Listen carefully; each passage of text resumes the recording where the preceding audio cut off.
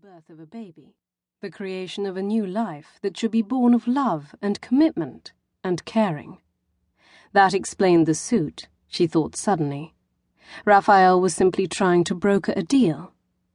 "I will agree to your terms, Lottie. Anything. Just say the word, and it will be yours."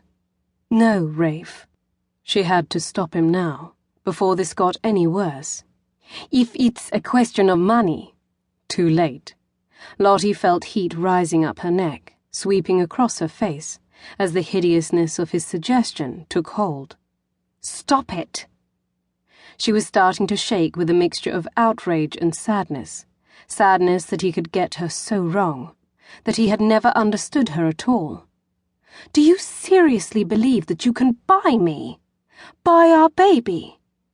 "There's no need to be so melodramatic." Pushing back his shoulders, he regarded her coldly over the jut of his chin. "I'm merely trying to find a mutually satisfactory arrangement. Don't tell me you enjoy working in that—" He paused, distaste written all over his face. "So-called art gallery in London." "It's called earning a living." Lottie glared at him. "It's what normal people do. And anyway, how do you know where I work?" "I made it my business to know." "What do you mean by that?" Even as she asked the question, the answer hit her like a snowball in the face. "You've been spying on me?" "You might call it spying. I call it research. Obviously, I had to make sure I had all the available facts at my disposal before I contacted you." His calm, rational voice was stoking the fire that was already roaring away inside Lottie. "There were certain things I needed to ascertain. Your career, for example. The state of your finances. Whether there was a man in your life." He shot her a cold, penetrating stare. Lottie gasped. How dared he? And worse still, how dare he look at her now, as if this was perfectly acceptable behavior?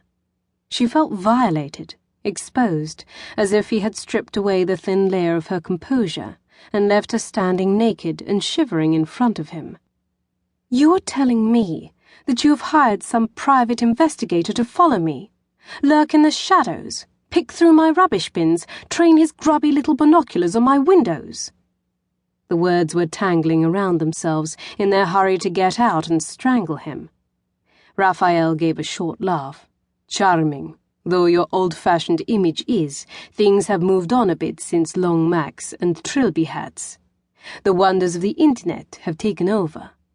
"Well, however you did it, it's despicable." Lottie swept back the hair from her heated face, lifting its weight from the nape of her neck in an attempt to cool herself down. "You had absolutely no right to go poking about in my life." Scowling, Rafael lowered his brows to an aggressive V. "Needs must, Lottie. Exceptional circumstances call for exceptional measures. Believe me, I wouldn't be doing any of this if there was any other way." And that little statement was supposed to make her feel better, was it? If so, then time had clearly not improved Rafael's understanding of the female mind. Lottie held her glare in place, fearing that, despite her very real anger, her face might easily crumple with the intense sadness of it all. Because, of course, Rafael wasn't trying to make her feel better, was he? He was just being his usual brutally honest self. Even at a time like this, he wasn't able to dress up the situation for his own gain. His nature was to say it as it was, and achieve his aim through the sheer power of his conviction. Quietly she turned away from him, knowing what she had to say, but not trusting herself to look into his eyes as she said it. "I'm sorry, Rafe, but my answer has to be no. We both know that it would never work."